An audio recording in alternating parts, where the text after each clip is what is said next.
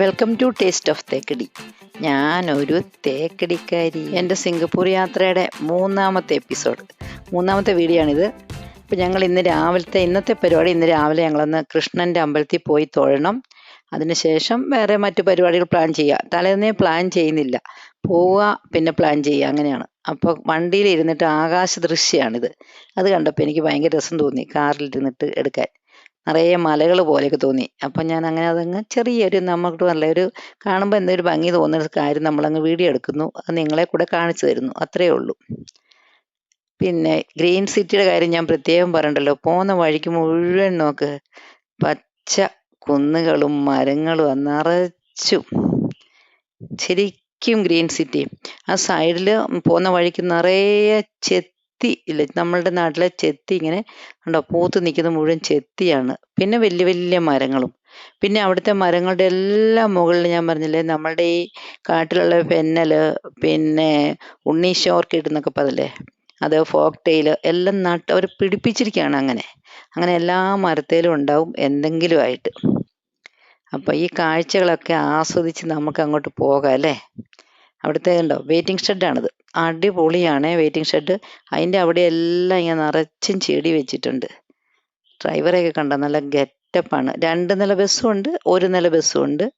അപ്പം ബസ്സിൽ കയറാമെന്നൊരാഗ്രഹം ഉണ്ടായിരുന്നു, അത് കയറാൻ പറ്റിയില്ല. പിന്നെ ഇവിടെ കൺസ്ട്രക്ഷൻ വർക്ക് നടക്കുകയാണ്.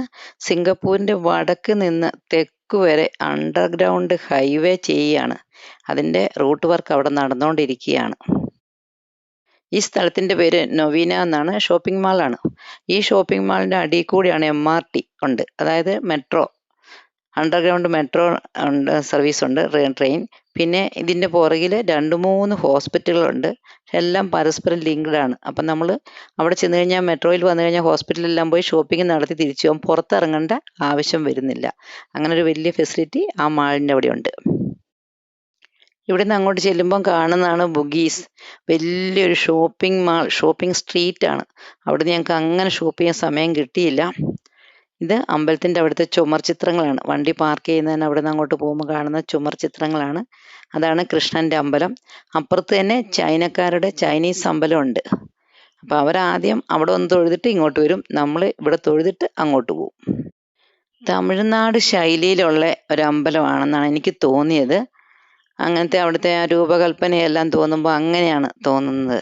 അല്ലാതെ നമ്മുടെ കേരളത്തിലെ ഒരു അമ്പലത്തിൻ്റെ ഒരു രീതിയല്ല. എന്നാലും അവിടുന്ന് ഫോട്ടോ ഒക്കെ എടുത്തോളാൻ, വീഡിയോ എടുക്കാനുള്ള പെർമിഷൻ കിട്ടി. നമ്മുടെ കേരളത്തിലാണെങ്കിൽ അമ്പലത്തിൻ്റെ ഉള്ളിൽ നിന്ന് അങ്ങനെ വീഡിയോ എടുക്കാൻ സമ്മതിക്കില്ല. അപ്പം ഞങ്ങൾ അങ്ങനെ തൊഴുത് അങ്ങനെ വീഡിയോ ഒക്കെ എടുത്ത് പ്രാർത്ഥനയോടെ, അവിടെ അഭിഷേകവും കാര്യങ്ങളും ഗുരുവായൂരപ്പനൊക്കെ ഉണ്ട്. അപ്പം എല്ലാം കാണാൻ പറ്റി. എല്ലാം കണ്ട് തൊഴുത് മനസ്സ് നിറഞ്ഞാണ് അവിടെ നിന്ന് ഇറങ്ങിയത്. പിന്നെ ഞങ്ങളുടെ കൂടെ വന്ന ചേച്ചി ലതിക ചേച്ചിക്ക് അന്നൊരു പ്രാർത്ഥന ഉണ്ടായിരുന്നു. അവിടെ പാൽപ്പായസമൊക്കെ കഴിപ്പിച്ചു. അപ്പം ഞങ്ങൾ പാൽപ്പായസം ഞങ്ങൾക്ക് കിട്ടി. അങ്ങനെ ഭയങ്കര സന്തോഷത്തോടെ, നല്ലൊരു ഭാഗ്യമുള്ള ദിവസമായിരുന്നു അന്ന്.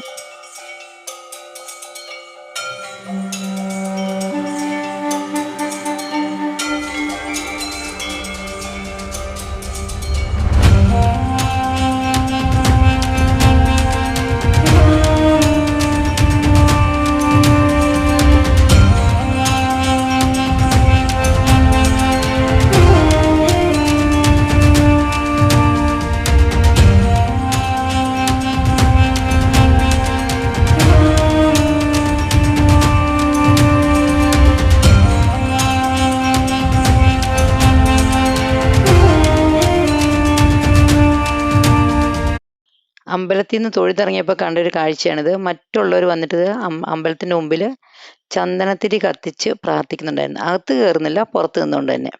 അതിനുശേഷം ഞങ്ങൾ ചൈനീസ് അമ്പലത്തിലേക്ക് വന്നു. ഇത് ചൈനീസ് അമ്പലമാണ്. ഭയങ്കര തിരക്കായിരുന്നു. അന്ന് കറുത്തവാവായിട്ട് ചൈനീസ് അമ്പലത്തിൽ ഭയങ്കര തിരക്കാണ്. എല്ലാവരും അവിടെ നിന്ന് പൂക്കളെല്ലാം വാങ്ങി ഇങ്ങനെ കൊണ്ട് കൊടുക്കുന്നുണ്ട്. അതിന് വേണ്ടിയിട്ടുണ്ട് ഒരു ബൊക്കകൾ ഇങ്ങനെ ഇവിടെ തയ്യാർ ചെയ്ത് വെച്ചിരിക്കുകയാണ്. അപ്പം അതിൽ നിന്ന് വാങ്ങി അവിടെ കൊണ്ട് കൊടുത്തിട്ടാണ് അവർ പ്രാർത്ഥിക്കുന്നത്. അപ്പം ഞങ്ങൾ അമ്പലത്തിന് ഉള്ളിലോട്ട് കയറില്ല, പുറത്ത് നിന്ന് തൊഴുതിട്ട് ഇങ്ങനെ പോന്നു.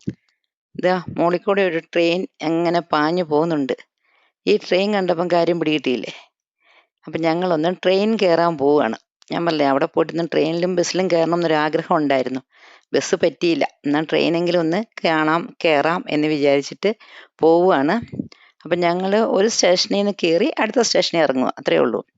പോകുന്ന യോ ചു കാങ് എന്നുള്ള സ്റ്റേഷനിലാണെന്നാണ് പോകുന്നത്. അവിടെ നിന്ന് എങ്ങോട്ടാണ് പോകുന്നതെന്ന് എനിക്കറിയില്ല, പേര് അറിയില്ല കൃത്യമായിട്ടും. എന്നാലും പോകാം. ഞാൻ ഒരു അടുത്ത സ്റ്റേഷനിൽ പോയിട്ട് അവിടുന്ന് തിരിച്ചു വരിക, അങ്ങനെയാണ് തീരുമാനിച്ചിരിക്കുന്നത്. എന്നെ ഇങ്ങനെ ട്രെയിനിൽ കയറാൻ വേണ്ടി കൊണ്ടുപോയത് ഗായത്രിയാണ്. ഗായത്രിക്ക് മലയാളം തീരെ വശമില്ല, എന്നാൽ അത്യാവശ്യം പറയും. ടീച്ചറാണ് ഗായത്രി, അവിടുത്തെ ടീച്ചറാണ്. അപ്പോൾ ഗായത്രി ഞാനും കൂടിയാണ് പോകുന്നത്. പിന്നെ ഇവിടുത്തെ ആ സ്റ്റേഷനുകളിലൊക്കെ കണ്ടൊരു കാര്യം, സൈഡിലുടനീളം ഇങ്ങനെ ഗ്ലാസ് ഭിത്തികളാണ്. അപ്പം ട്രെയിനിൻ്റെ ഡോറും ഈ ഗ്ലാസ് ഭിത്തിയുടെ ഡോറും കൂടെ ഒന്നിച്ച് തുറന്നാലേ നമുക്ക് അങ്ങോട്ട് കയറാൻ പറ്റുള്ളൂ. അപ്പോൾ അതൊരു നല്ല സെക്യൂരിറ്റിയാണ്.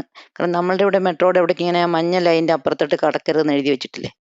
ഇവിടെ പക്ഷേ ട്രെയിൻ വന്ന് നിന്നാൽ തന്നെ ഈ 2 ഡോറും, ഈ വാളിൻ്റെ ഡോറും ട്രെയിനിൻ്റെ ഡോറും ഓപ്പൺ ആവുള്ളൂ. അപ്പോൾ പിന്നെ പേടിക്കേണ്ട ആവശ്യമേ ഇല്ല.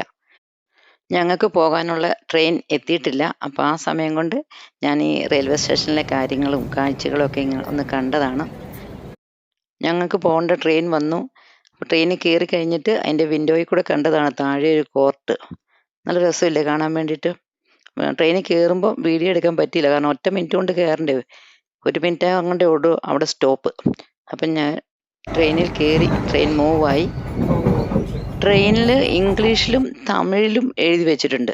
എന്നാൽ സിംഗപ്പൂർ എല്ലായിടത്തും തന്നെ തമിഴ് സംസാരിക്കുന്ന ആൾക്കാർ കൂടുതലായിട്ട് കണ്ടായിരുന്നു. The next station for the Circle Line.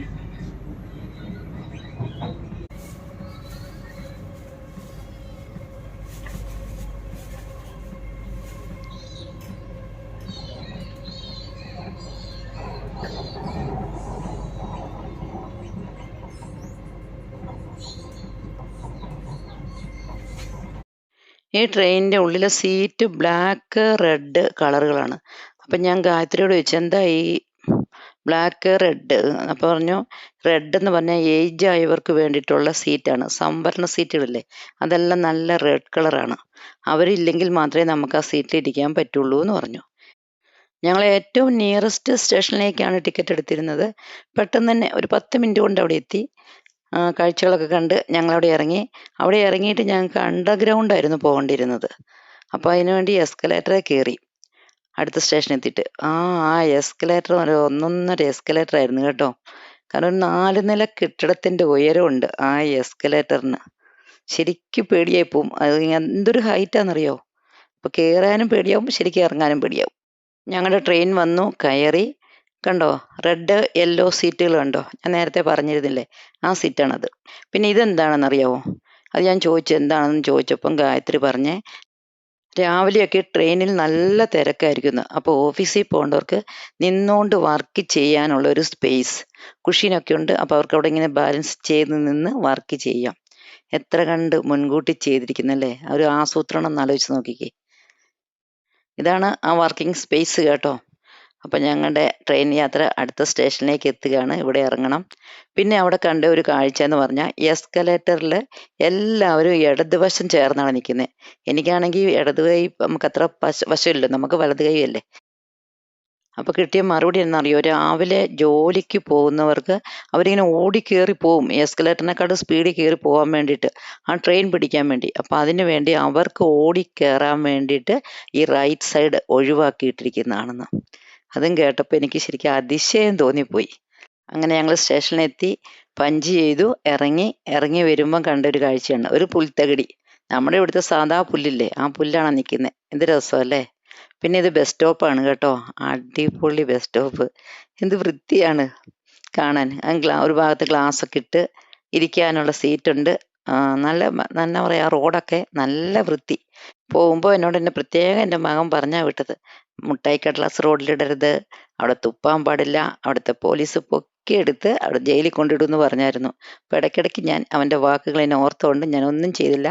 മുട്ടായി കടലാസൊക്കെ ബാഗിൽ തന്നെ സൂക്ഷിച്ചു. ദേ ഒരു ബസ് വരുന്നുണ്ട്. ഈ പച്ച കളർ ബസ് എനിക്ക് തോന്നുന്നു അവിടുത്തെ ലോക്കൽ ആയിട്ട് ഓടുന്ന ബസ്സാണെന്നാണ് തോന്നുന്നത്. എല്ലാ ബസ്സിനും SG ബസ്സും കാണാം, പച്ച കളറും കാണാം. ബസ് വന്ന് നിന്നു. റെയിൽവേ സ്റ്റേഷനിലേക്കുള്ള ആൾക്കാരാണ് ഇറങ്ങുന്നത്, മെട്രോയ്ക്ക് പോകേണ്ടത്. ബസ്സിൻ്റെ ഡോറ് തുറക്കുന്നതും അടയ്ക്കുന്നതും ഒക്കെ കണ്ടോ, ഒരു പ്രത്യേക രീതിയിലാണ്.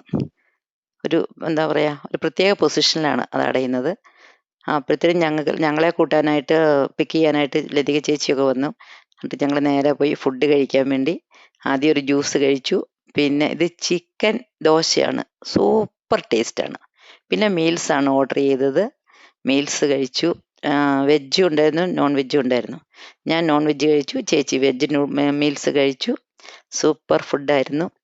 അങ്ങനെ ഞങ്ങൾ ഫുഡെല്ലാം കഴിച്ച് ഞാൻ, ചേച്ചി, ലതിക ചേച്ചി, പിന്നെ ഒരു ജയന്തി ചേച്ചിയുടെ സ്റ്റുഡൻ്റാണ്, ഒക്കെ കഴിച്ചു.